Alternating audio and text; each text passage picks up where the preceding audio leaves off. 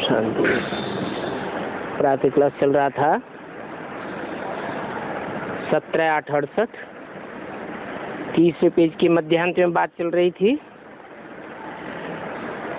पुराने ते पुराना है ये कृष्ण। कृष्ण ही बड़ा होता है तो लक्ष्मी नारायण बनता है। तो इस कल्प के हिसाब से नारायण को भी उतना पुराना नहीं कहेंगे, कृष्ण को पुराना कहेंगे। और नए से नया भी कृष्ण ही था।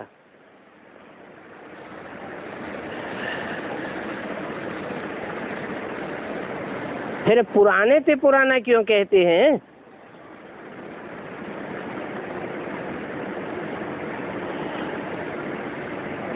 कारण क्या है? क्योंकि पास्ट हो गया है पिछले कल्प में। माना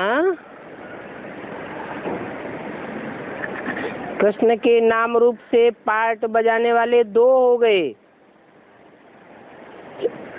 एक तो जिसका शास्त्रों में गायन है,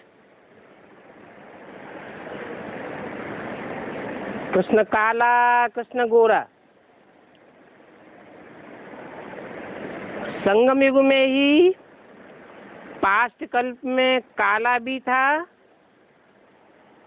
और पास्ट कल्प में गोरा भी बना।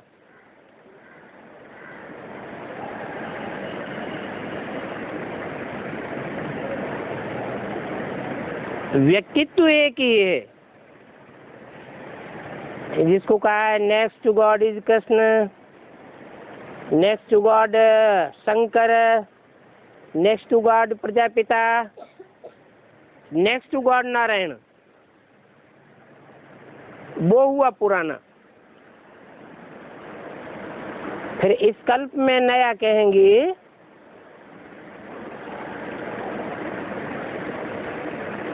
जो नर नारायण से पैदा होते हैं। बाप ने समझाया है, तुम ही गोरे थे, फिर तुम ही सांवरे बने हो।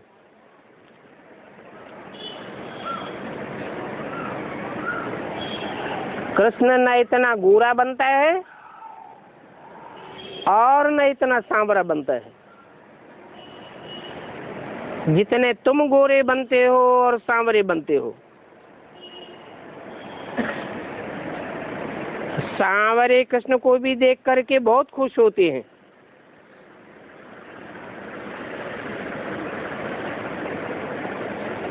झूले में सांवरे को ही झुलावेंगे।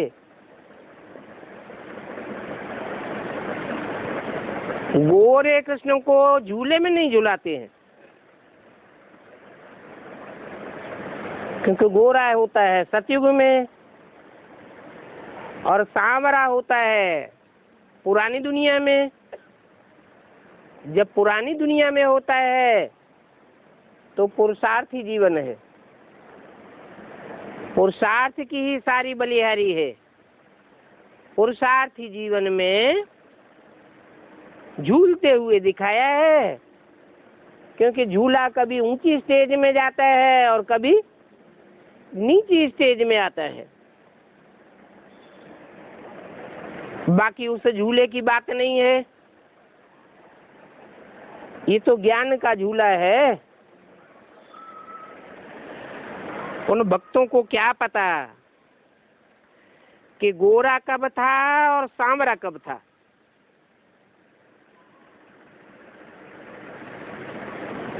वो बेसिक वाले तो यही समझ लेते हैं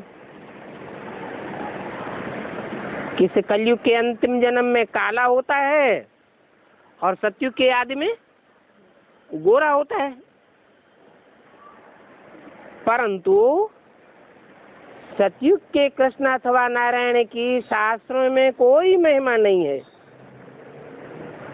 कोई हिस्ट्री नहीं है। जो भी बातें हैं शास्त्रों में ये भक्ति मार्ग में जो भी गाया जाता है वो संगम युग की यादगार है।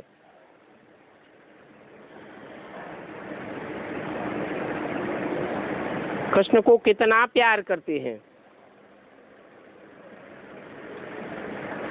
फिर राधा ने क्या किया?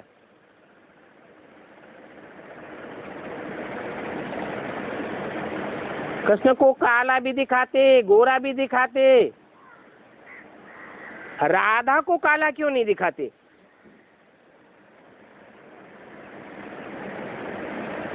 कारण तो चाहिए ना। तो बाप कितना समझाते रहते हैं, यहाँ तो तुम सत्य के संग में बैठे हो।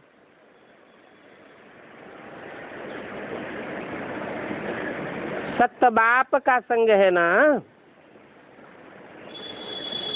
वो तो कह देते हैं सत्संग, परंतु सत्य तो कोई होते ही नहीं है। जो बोलते हैं वो झूठ ही झूठ बोलते रहते हैं। कह देते हैं परमात्मा सर्वव्यापी है। अभी बाप आकर सत्य बात बताते हैं कि मैं तो एक व्यापी होकर के संसार में प्रत्यक्ष होता हूं। तब तुम्हारी बुद्धि को ठिकाना मिलता है, नहीं तो 63 जन्म जैसे बुद्धि बिखरती रही, ठिकाना नहीं मिला, ऐसे ही बुद्धि बिखरती रहती। फिर योग कैसे सिद्ध होगा? बाहर में कुसंग में जाने से सब भूल जाते हो। यहाँ बाप के सत्संग में आने से सारा ज्ञान बुद्धि में रहता है। बाहर की दुनिया में माया बहुत प्रबलता से खींचती है। ऐसे भी हैं जो कि अभी अभी आते होंगे और अभी अभी भाग जाते, आए और गए। थोड़ा भी अपना अहंकार आने से और ही अपनी सत्यानाश कर लेते हैं। बेहद का बाप तो समझा नहीं देंगे ना। इस समझाने में फर्क नहीं होना चाहिए। ये समझानी बाप की दी हुई समझानी है, इसमें अहंकार नहीं आना चाहिए कि ये ज्ञान मैं देने वाला हूं। ये भी नहीं आना चाहिए कि बाबा ने हमको ऐसा क्यों कहा। सभी के सामने हमारी इज्जत चली गई। अरे इज्जत तो इस रावण राज्य में सबकी चट खाते में चली गई। देह अभिमान में आने से अपना नुकसान कर देते हैं। सबसे ज्यादा इज्जत गंवाते हैं भगवान की। कितनी ग्लानि करते हैं। सबसे जास्ती ग्लानि होती है भगवान की, फिर होती है ब्रह्मा की, फिर नंबरवार पुरुषार्थ अनुसार देवताओं की ग्लानि होती है। ग्लानि करते करते पद ही भ्रष्ट हो जाता है। बाप कहते हैं क्रोध करना क्रिमिनलाई है।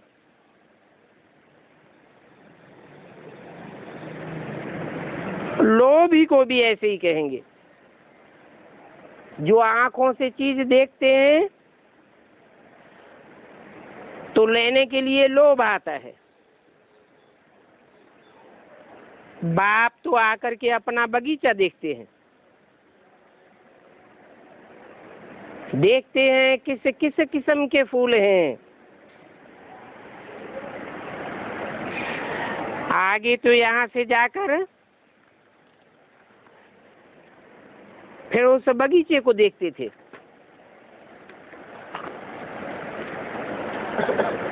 शिव बाबा को फूल भी बरोबर चढ़ाते हैं।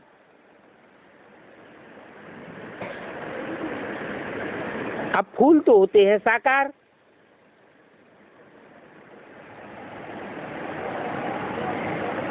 निराकार का जो प्रतीक है लिंग, उसको फूल चढ़ाते हैं। अब तुम तो चैतन्य फूल हो, तो अभी तुम पुरुषार्थ करके ऐसा फूल बनते हो, फिर वहां तो रावण राज्य नहीं होगा। बाप तो समझाते रहते मीठे मीठे बच्चों, जो कुछ भी बीत जाता है उसको ड्रामा समझो।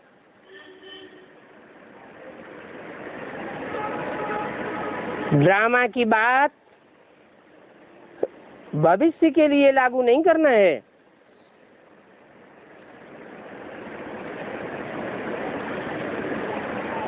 ड्रामा में जो बीत जाता है उसका विचार नहीं करना है। नहीं तो कितनी मेहनत करते हैं विचार करते करते, परंतु विचार करने से होता तो कुछ भी नहीं है।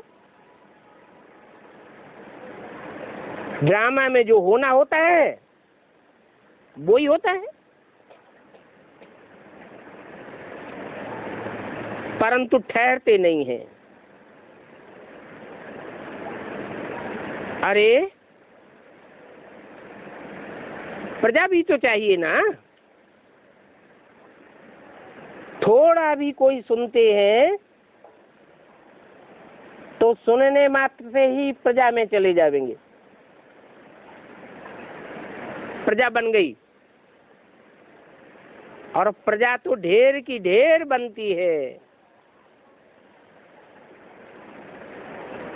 क्योंकि ये ज्ञान तो कभी विनाश को नहीं पाता है।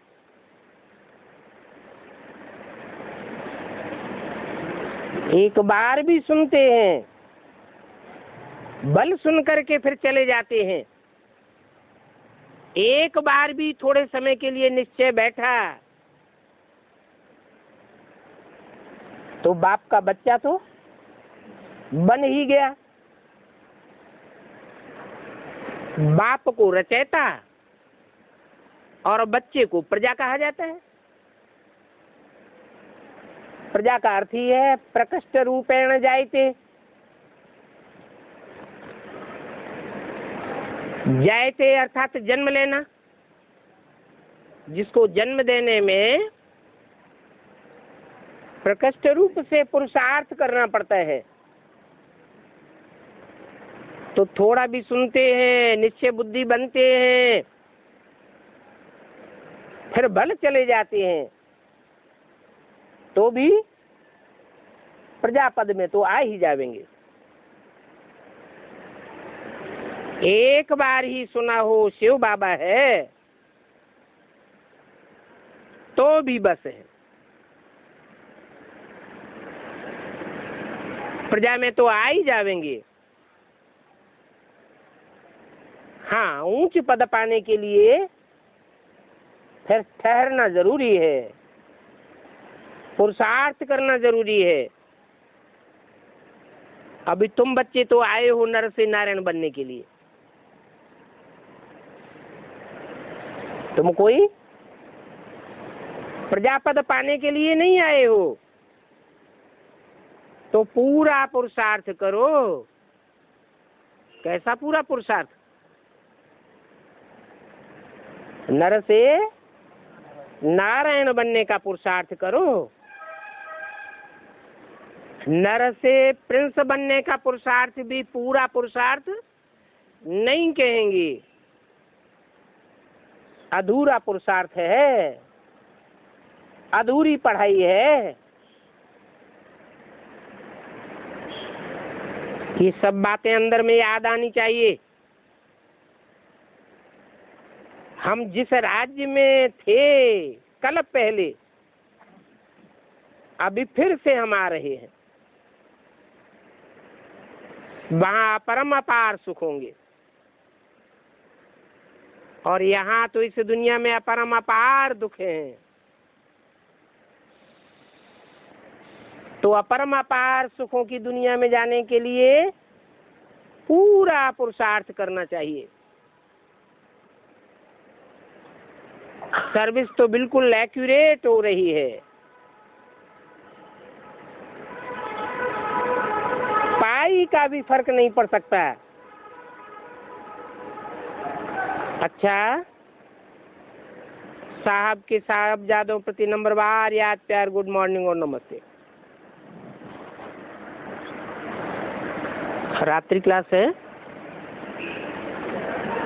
16/8/68। जो भी पास्ट हो गया उसका कुछ भी कर नहीं सकते, चेंज नहीं हो सकता। जो पास्ट हुआ एक कल्प के बाद फिर वही पास्ट होगा। समझा सकते हैं कि आगे के लिए ठीक कर देना चाहिए, परंतु पास्ट में जो हो गया सो हो गया। इस समय तुम फिक्र से फारिग बन रहे हो, और एक जन्म के लिए फारिग नहीं हो रहे हो, 21 जन्म के लिए फिक्र से फारिग होते हो। वहां नई दुनिया में तुमको कोई भी फिक्रात नहीं होगी। अभी क्यों फिक्रात होती है?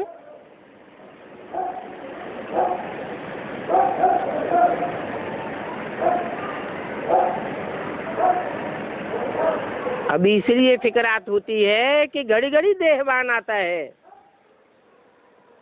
वहां नई दुनिया में देहवान आएगा ही नहीं, सदैव आत्माभिमानी होकर के रहेंगे।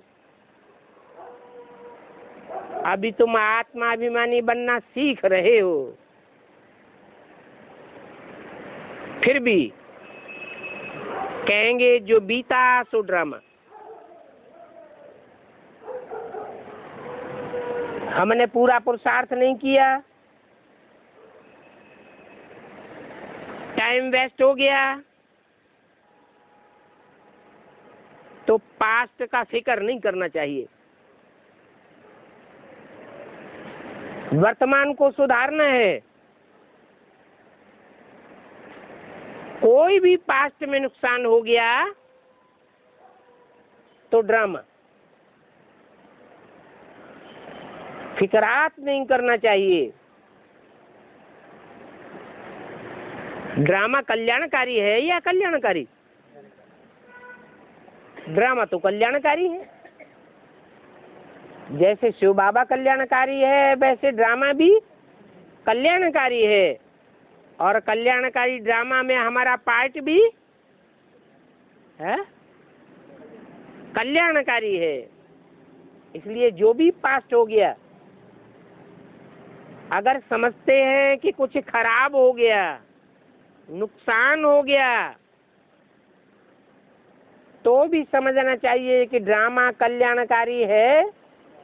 अभी पूरा ज्ञान न होने के कारण हम नुकसानदायक समझते हैं, लेकिन जब ड्रामा का राज खुलेगा तब पता चलेगा कि जो हुआ सो अच्छा हुआ। यहाँ पर तो अनेक प्रकार के नुकसान आदि होते ही रहते हैं।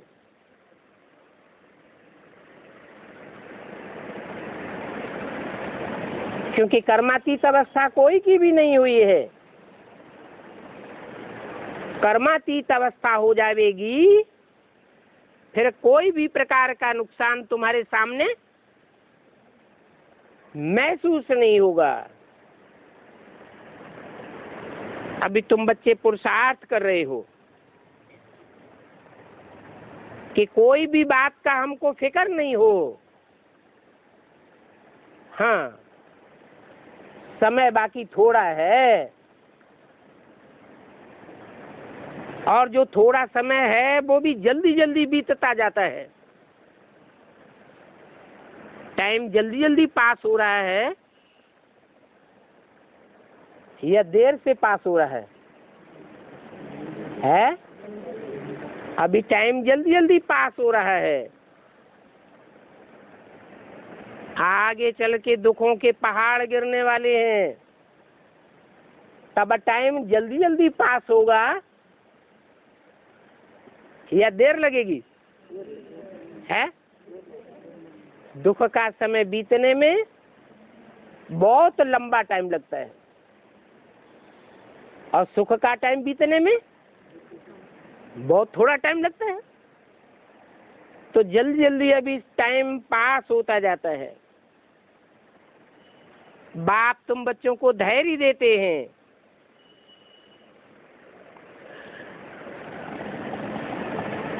तुम 63 जन्म कितना फिक्र में रहे हो। अभी बाप आया हुआ है, गायन है फिकरते फारक किंदा प्यारा सतगुरु। वो गुरु तो झूठे गुरु होते हैं, सतगुरु तो एक ही होता है। वो सतगुरु बाप सच्ची बात तुम्हारी बुद्धि में बैठा करके फिक्र से फारिग कर देते हैं। जब से रावण राज्य शुरू हुआ है, जानते हो कि सीढ़ी नीचे ही उतरते चले आए हैं। नहीं तो राम राज्य में सीढ़ी उतरते तो थे, परंतु वहां पता ही नहीं लगता था कि हम सीढ़ी नीचे उतर रहे हैं। इतनी धीमी गति से सीढ़ी नीचे उतर रहे थे। और यहाँ तो दिन प्रतिदिन पता चलता है कि मनुष्य की मेंटलिटी लगातार नीचे गिरती जा रही है। इस नॉलेज का तुमको अभी मालूम पड़ा है, पहले तो पता ही नहीं था। समझते थे हर युग में भगवान आता है, सतयुग में भी भगवान आता है हिरण्यकश्यप को मारने के लिए, त्रेता में भगवान आता है रावण को मारने के लिए। वास्तव में वो सब अज्ञान बुद्धि में बैठा हुआ था। अभी तुम समझते हो कि भगवान तो सारे कल्प में एक ही बार आता है और सर्वव्यापी होकर के नहीं आता है, एक व्यापी होकर के मुकर्रर रथ में आता है।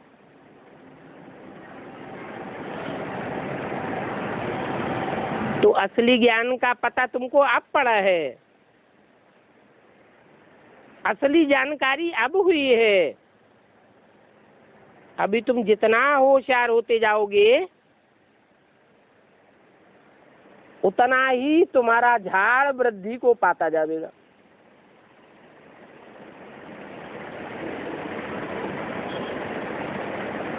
कैसे होशियार होते जाएंगे? ज्ञान की होशियारी बढ़ती कैसे है? जितना जितना मंथन करते हैं उतना ज्ञान बढ़ता है। जितना जितना मंथन किया हुआ औरों को सुनाते रहते हैं उतना ज्ञान बढ़ता है। ज्ञान बढ़ता है जैसे ज्ञान का बीज बढ़ता जाता है, बीज पावरफुल होता जाता है तो समाज की वृद्धि होती जाती है। ज्ञान की कच्ची कच्ची बातें लोगों को सुनावेंगे तो उनके ऊपर असर नहीं पड़ता है। पक्का पक्का ज्ञान सुनावेंगे तो लोग प्रभावित हो जाते हैं। तो ज्ञान की बातों में मुझने की दरकार नहीं है कि हमने इतना सुनाया, कोई निकला नहीं। अरे ये तो राजधानी स्थापन हो रही है, राजधानी में तो सब प्रकार की चाहिए। इसलिए जो भी बीज डाला, जहां भी बीज डाला, कभी भी फंक नहीं होना चाहिए कि रिजल्ट नहीं निकलता। बच्चों का तो काम है पुरुषार्थ करना।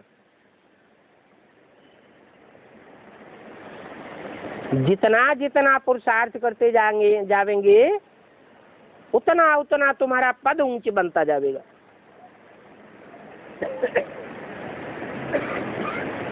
ऊंच पद कैसे बनता है? 4 सब्जेक्ट हैं, ज्ञान, योग, धारणा, सेवा।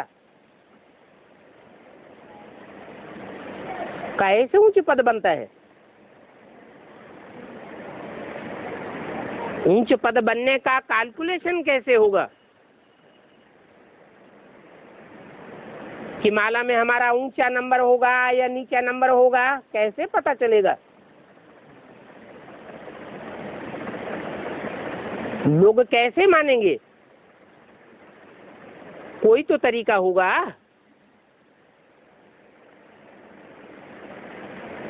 ऐसे ही डिक्लेयर हो जाएगा क्या? सेवा के आधार पर सबका अपना अपना पद डिक्लेयर हो जाएगा।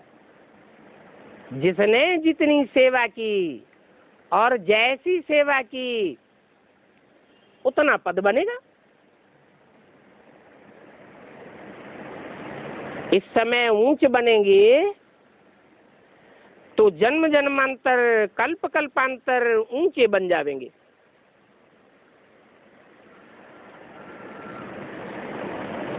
सत्ययुग त्रेता में तो ऊंचे बनेंगे ही, लेकिन उन 2 युगों के आधार पर पुरुषार्थ करने के जो तीव्र या मध्यम गति के संस्कार बनेंगे, उन संस्कारों के आधार पर द्वापर कलयुग में भी ऊंचा अथवा नीच पद पा लेंगे। तो अभी की सेवा का सारे कल्प के ऊपर असर पड़ जाता है। तो जो जितना चाहे वो पुरुषार्थ करे, और पुरुषार्थ से ऊंच पद पा सकता है। जितना भी प्रारब्ध बनाना चाहो बना सकते हो। ये समझ की बात है।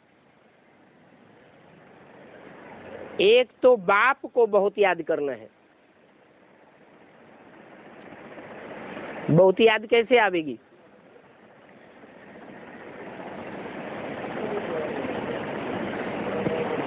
अरे तन से, मन से, धन से, समय, संपर्क, संबंधियों की ताकत लगा के जितना जितना हम सेवा करते जाएंगे, वो सेवा का फल, मेवा, खुशी का जरूर मिलेगा। क्यों? क्योंकि सेवाधारी बच्चों को बाप खुद ही याद करते हैं। हमारी याद में उतनी ताकत हो या न हो,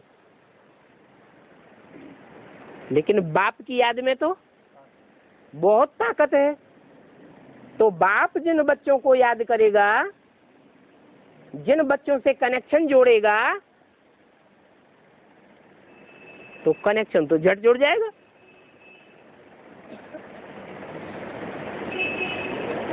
आज की दुनिया में भी जो बड़े बड़े मिनिस्टर हैं, बड़े बड़े पूंजीपति हैं, कहीं किसी से कनेक्शन जोड़ना चाहें तो जल्दी कनेक्शन जोड़ लेते हैं, देर लगती है? जल्दी कनेक्शन जुड़ जाता है।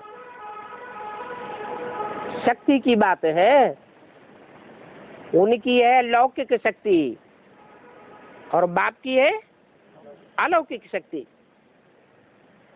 बाप तो पारलौकिक बाप है, वो तो बुद्धि से सदैव ही एकाग्र है। एकाग्र होने के कारण बाप को कनेक्शन जोड़ने में 1 सेकंड भी नहीं लगता। बच्चों की बुद्धि तिरकनी है, मन चंचल है, बुद्धि स्थिर नहीं रहती है। तो तरीका क्या बताया कि ज्यादा याद बनी रहे?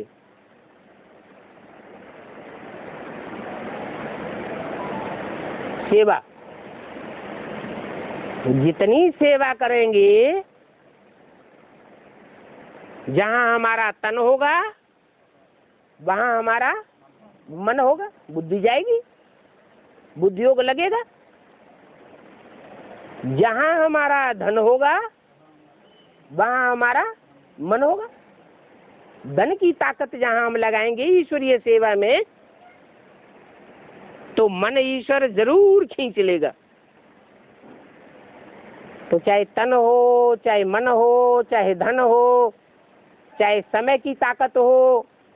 आज की दुनिया में सबसे जास्ती वैल्यू किस चीज की है? धन की भी उतनी वैल्यू नहीं है। धन चोर चुराए ले जावेंगे, आग जला देगी, इनकम टैक्स उठा ले जावेगा, कुछ भी हो सकता है। तन की भी वैल्यू नहीं है। रास्ता चलते चलते ट्रक कचर देता है, और मनुष्यों के तन की तो और भी ज्यादा वैल्यू नहीं है। किस चीज की वैल्यू है आज दुनिया में? समय की बहुत वैल्यू है। कोई भी आदमी टाइम नहीं देना चाहता। कोई को समझाओ, कहेंगे बातें तो आपकी ठीक है, लेकिन समय नहीं है। तो समय की बहुत वैल्यू है। भले भगवान इस सृष्टि पर आया हुआ है, तो भी भगवान को भी समय देने के लिए लोग तैयार नहीं है। तो जितना हम अपना समय लगावेंगे ईश्वरीय सेवा में, उतना भगवान से हमको उजूरा याद का जरूर मिलेगा। ऐसे नहीं समझना चाहिए हमारा सारा समय बेकार चला गया, कोई आत्मा नहीं निकली। नहीं, हमने तो पुरुषार्थ किया ना। पुरुषार्थ करना हमारा काम है। फल मिले या तुरंत न मिले। बाप तो कहते हैं जो बीज तुम डालते हो वो अविनाशी बीज है। आज फल नहीं देगा तो कल फल देगा।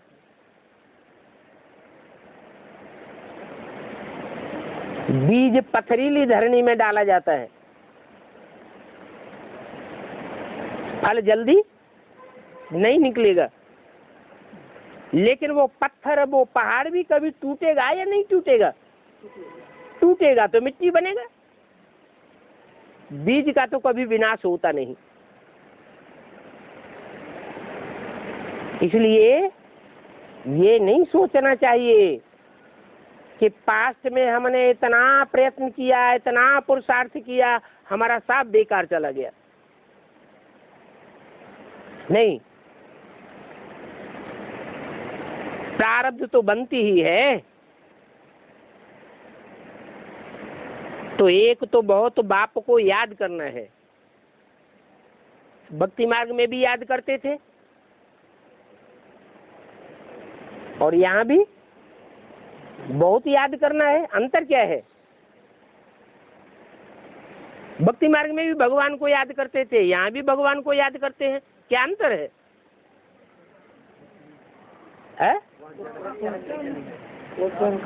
वहां याद करते थे बिना जाने बिना पहचाने, अंधश्रद्धा पूर्वक याद करते थे।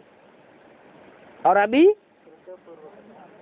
अभी तो हम श्रद्धा विश्वास पक्का करके याद करते हैं, निश्चयात्मक बुद्धि से याद करते हैं कि यही भगवान है, भगवान का यही स्वरूप है, यही भगवान का कर्तव्य है, यही भगवान का नाम रूप देश काल है। इसके अलावा भगवान का कोई दूसरा नाम रूप देश काल नहीं हो सकता।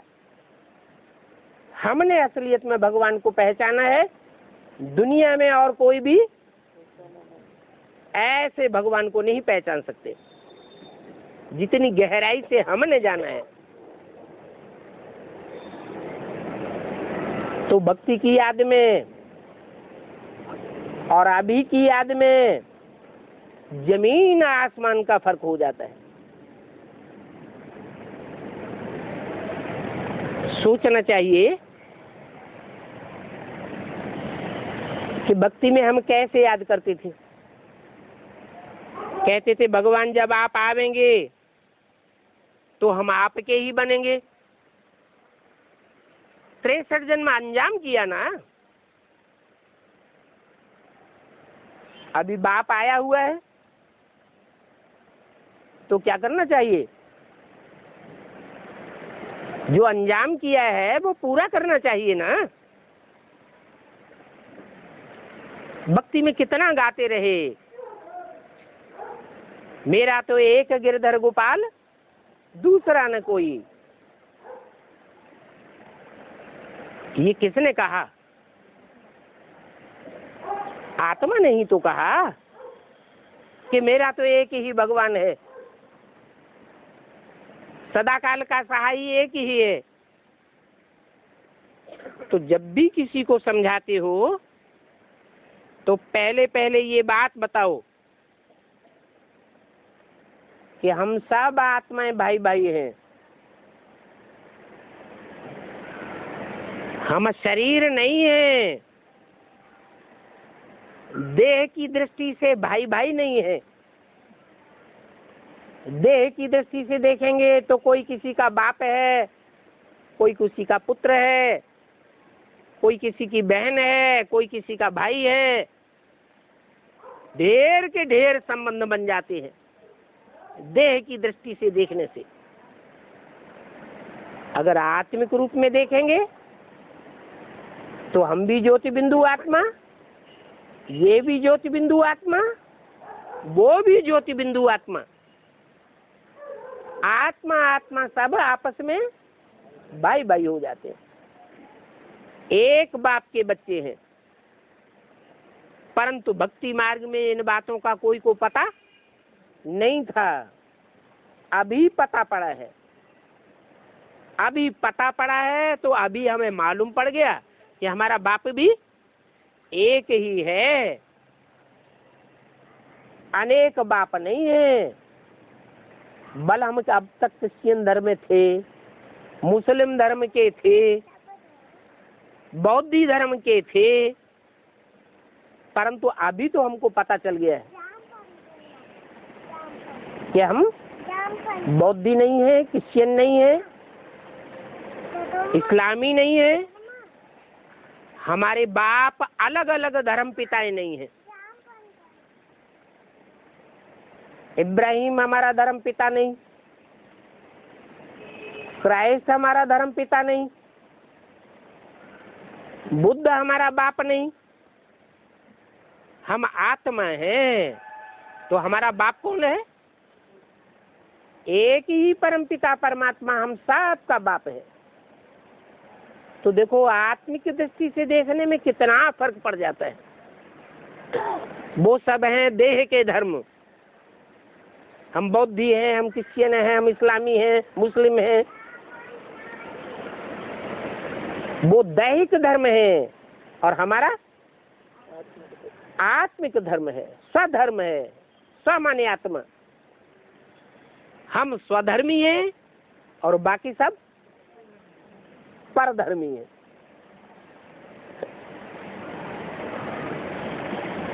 स्वधर्मे निधनम से यह परधर्मो भयावह है। अपनी आत्म की स्थिति में अगर हमारा शरीर छूट जाएगा तो हम बहुत श्रेष्ठ पद को पालेंगे। परधर्म की स्थिति में अगर हमारा शरीर छूटा कि हम बौद्धि हैं, बौद्धियों वाला हमारा समाज है, हमारा परिवार है, तो क्या होगा? प्राप्ति होगी या प्राप्ति से वंचित रह जाएंगे? बड़ी भारी प्राप्ति से वंचित रह जाएंगे।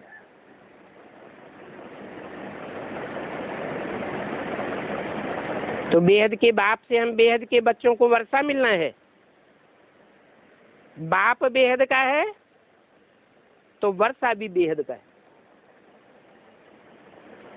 बाप निराकार है तो वर्षा भी, अरे कैसा है? निराकार का वर्षा कैसा होता है? हैं? अरे निराकार बाप है तो ज्ञान का ही वर्षा देगा ना, कि धन संपत्ति टपका देगा परम धाम से, ज्ञान का ही वर्षा देगा। लेकिन ऊंच से ऊंच बाप है, वो धर्म पिताएं इतना ऊंच ज्ञान नहीं दे सकते जितना ऊंच ज्ञान उन बापों का भी बाप हमको आकर के देने आया है। तो सोचो तुम्हें कौन सा वर्षा मिलता है? ऊंच से ऊंच बाप से तुम्हें ऊंच से ऊंच वर्षा मिलता है ज्ञान रत्नों का। यही ज्ञान रतन इसी जीवन में, इसी शरीर से, इसी दुनिया में स्थूल रतन भी बन जाएंगे। ऐसे हो सकता है? हो सकता है? नहीं हो सकता? हो सकता है? होगा। जो ईश्वर से हमें ज्ञान रतन मिलते हैं, ये ज्ञान रतन स्थूल रतन नहीं बनेंगे। अरे बाप तो कहते हैं सब धंधों में नुकसान होने वाला है, दुनिया के सब धंधे खलास होने वाले हो भी रहे हैं। तो आने वाला जो संसार है उसमें सिर्फ ईश्वरीय ज्ञान का धंधा ही फलेगा फूलेगा और सब धंधे चौपट हो जाएंगे। तो जिनके पास ज्ञान धन होगा उनको स्थूल धन की कमी रहेगी? रह सकती है? दुनिया में झूठे झूठे ज्ञान सुनाने वाले कितने धर्म गुरु फैले हुए हैं। वो झूठा ज्ञान सुनाने वालों के पास धन की कमी रहती है? हैं? रहती है? उनके पास भी धन की कमी नहीं रहती।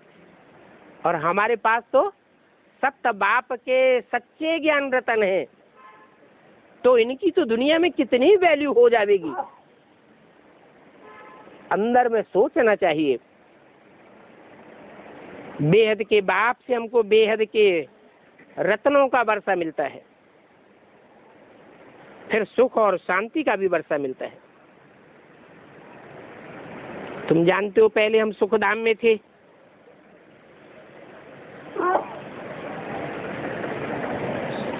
सुखधाम से भी पहले शांति धाम में थे। सुखधाम में भी न तुमको अशांति थी न दुख था, और सुखधाम में बरोबर भारत ही था और दूसरा कोई देश नहीं था, कोई दूसरा धर्मखंड नहीं था। सुखधाम में सिर्फ तुम ही थे भारतवासी। तो सोचना चाहिए कि सूर्यवंशी बनना अच्छा है या इस्लामी बौद्धि बनना, वंशी बनना अच्छा है? सूर्यवंशी बनना अच्छा है। फिर त्रेता में दो कलाएं कम हो जाती हैं। सतयुग में तो तुम सतो प्रधान थे, वहां जितना सुख होगा त्रेता में जरूर कम हो जाएगा। क्यों? क्यों कम हो जाएगा? हाँ, दो कलाएं कम क्यों हो जाती हैं? यथा राजा तथा प्रजा। सतयुग में एक ही राजा होता है, एक ही नारायण का राज्य होता है। वहां दुनिया में कोई दूसरा राजा नहीं होगा। और त्रेता में अनेक राजाएं होते हैं, महाराजा वहां नहीं होते हैं। तो जब अनेक राजाएं होंगे तो थोड़ा तो फर्क पड़ेगा, भले सब आत्म की स्थिति में स्थित होते हैं, फिर भी त्रेता में बहुत सुख होगा। तुमको तो पुरुषार्थ करके सतो प्रधान बनना है, ऐसे नहीं कि कम पुरुषार्थ रह जावे और त्रेता में जाकर जन्म मिले। कैसा पुरुषार्थ करना है? हैं? इतना ऊंचे पुरुषार्थ करना है 16 कला संपन्न बनने का, जो कौन से युग में जाकर जन्म ले? सतयुग के आदि में जाकर के जन्म ले। ये बात भी सभी को समझाओ कि पूरा पुरुषार्थ करेंगे तो सृष्टि के आदि में जन्म लेंगे, सतो प्रधान सृष्टि में जन्म लेंगे। अधूरा पुरुषार्थ करेंगे तो अधूरी सृष्टि में आवेंगे। पहले पहले तो हम आत्मा आत्मा भाई भाई हैं, ये निश्चय करना है। हम सब आत्माएं हैं, एक बाप के बच्चे हैं। ये बात बहुत सहज करके समझाना है। यहाँ मनुष्यों को बहुत दुख है। क्यों? यहाँ बहुत दुख क्यों है और वहां नई दुनिया में बहुत सुख क्यों होता है?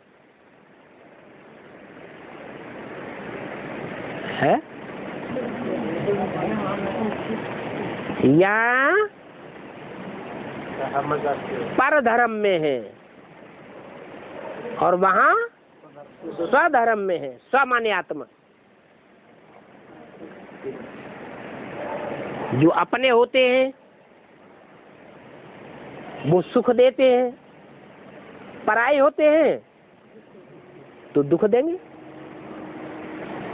द्वापर युग से भारतवासी जब पर धर्मों में कन्वर्ट हो जाते हैं तो दूसरे धर्मों में जाकर के वहां उनको राजाई मिलती है या दास दासी बन के रहते हैं? दास दासी बन के रखेंगे। इसीलिए बोला स्वधर्मे निधनम से पर धर्मो भयावह। अभी मनुष्यों को बहुत दुख है क्योंकि अपन को पर धर्म में समझे बैठे हैं। हम 5 तत्वों का पुतला है। पृथ्वी जल वायु अग्नि आकाश, इन 5 तत्वों से बने हुए हम शरीर हैं, ऐसे समझते हैं। हम देह हैं, परंतु देह तो है नहीं। बाप ही सुख करता है और दुख हरता है। कैसे सुख करता है? आत्म की स्थिति में स्थित कराए के हमको सुख देता है। आत्म की स्थिति का ज्ञान कराता है, तब हमारी आत्मा को सुख होता है। हम अपने असली स्वरूप को पहचानेंगे तो सुखी होंगे, और नकली स्वरूप में स्थिर रहते हैं तो दुखी हो जाते हैं। अपार दुखों और अपार सुखों का अभी ये संगम युग है। क्या कलयुग में इतने अपार दुख नहीं होते? सतयुग में इतने अपार सुख नहीं होते। अपरम अपार सुख और अपरम अपार दुखों का संगम कौन से युग में है? अभी संगम में है। तो अभी संगम में हमने क्या अनुभव किया है?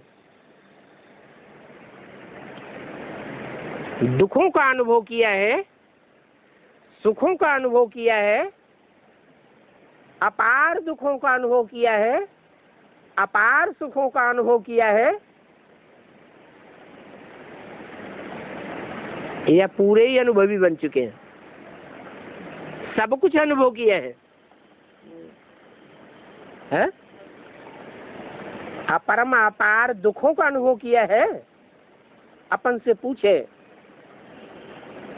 अपरम अपार सुखों का अनुभव किया है? अपरम अपार सुख क्या होता है? नहीं, वो याद तो अभी नहीं करते। याद अभी याद करते तो क्या अपरम अपार सुख में पहुंच जाते?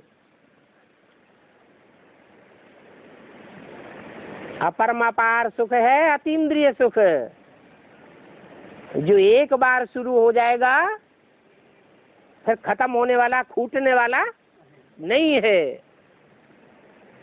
अभी अपार दुखों में भी हम अपने को नहीं कह सकते, क्योंकि आगे चल के ऐसा समय आने वाला है जो दुखों के पहाड़ गिरेंगे,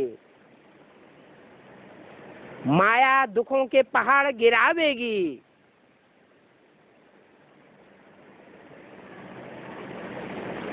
अपार दुखों और अपार सुखों का संगम अभी हमें अनुभव करना है। मौत सामने खड़ा है। बाप को याद करते करते सत्व प्रधान बनना है, दैवी गुण धारण करने हैं। बस पक्का निश्चय रखना चाहिए कि नई दुनिया की स्थापना तो होनी ही है।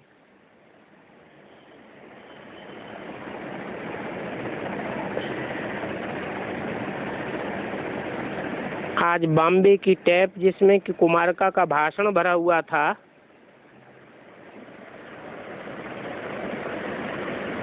सो सुन रहे थे।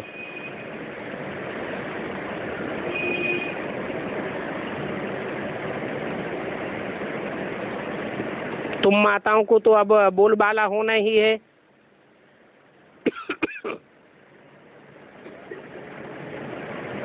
आगे तो कभी भी फीमेल आदि को प्राइम मिनिस्टर आदि नहीं बनाते थे।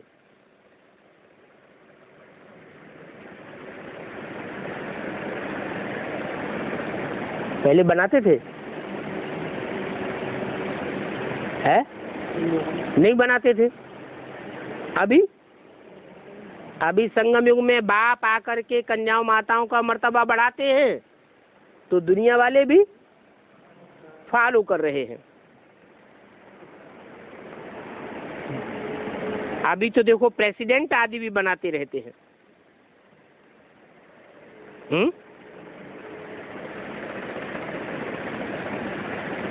ये कौन से सन की वाणी है? 68 की। उस समय किसी को प्रेसिडेंट बनाया था क्या? कहीं विदेश में बनाया होगा, लेकिन अभी तो भारत में भी प्रेसिडेंट, भारत में भी फीमेल को बनाई दिया। लेकिन ये सब है माया का पंप। क्या? क्यों माया का पंप क्यों कह दिया? नहीं, भला कन्याओं माताओं के हाथ में देखने के लिए ताकत है, लेकिन असली ताकत फिर भी किसके हाथ में है? पुरुषों के हाथ में है या कन्याओं माताओं के हाथ में? मान लो यज्ञ में ही कुमारका का नाम बाला,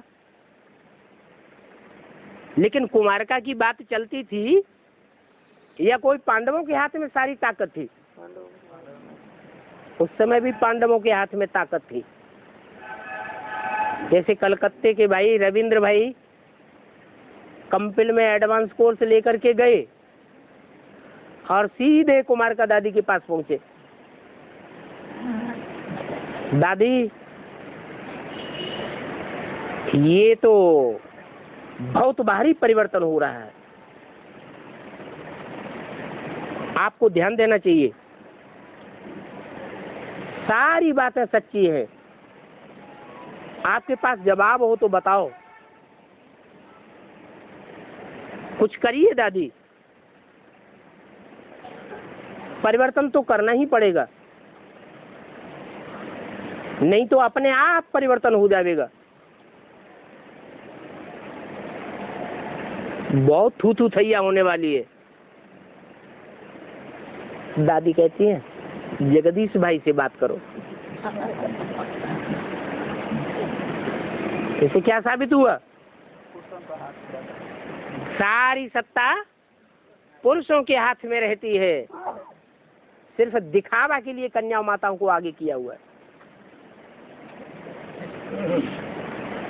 जहां जहां भी शहरों में पार्षद माताएं बनी हुई हैं,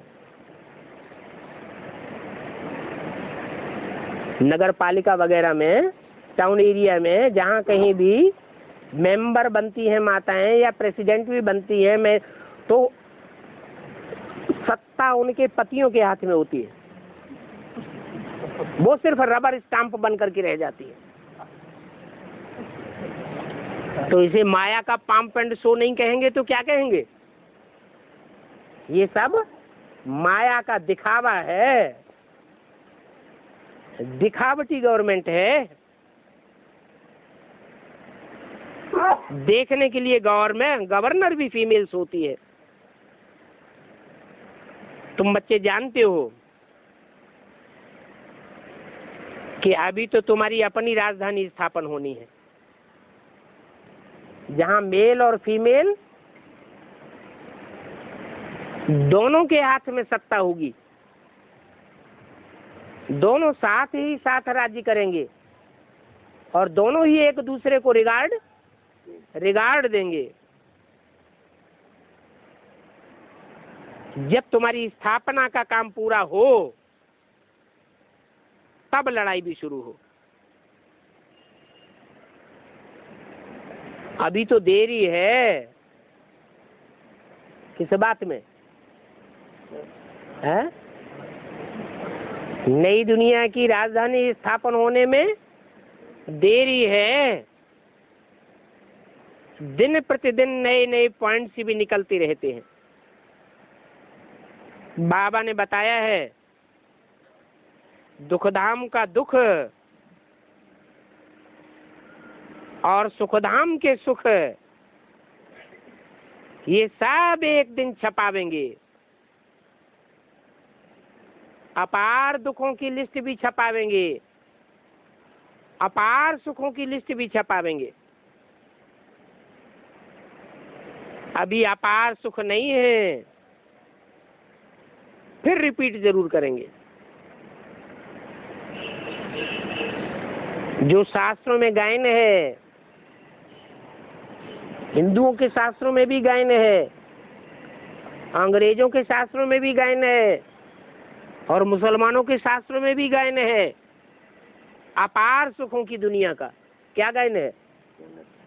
जन्नत, पैराडाइज, स्वर्ग, बैकुंठ गायन है ना। तो बाप कहते हैं मुझे याद करो तो तुम भी विश्व का मालिक बन जाएंगे।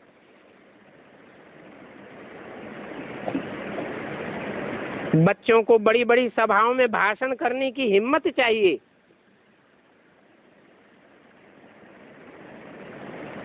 नहीं तो बच्चे फंक हो जाते हैं ना।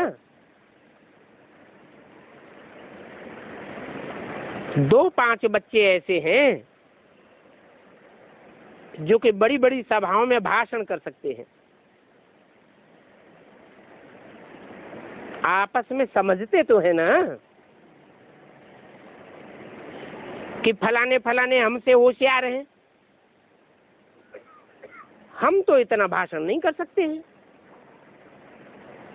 स्कूल में कोई अच्छी रीत उठाते हैं, कोई नहीं उठाते हैं। तो सभी बच्चों को भाषण आदि करना सीखना चाहिए। अच्छा, ओम शांति।